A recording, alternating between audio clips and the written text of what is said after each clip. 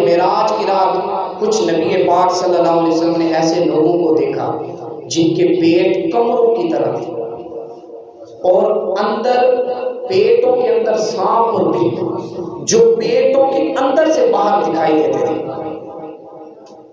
اور پوچھا کہ اے جبریل یہ کن کے لیے ہے؟ تو حضرت جبریل امین نے فرمایا یا رسول اللہ یہ آپ کی امت کے وہ لوگ ہیں جو سود کھایا کرتے ہیں،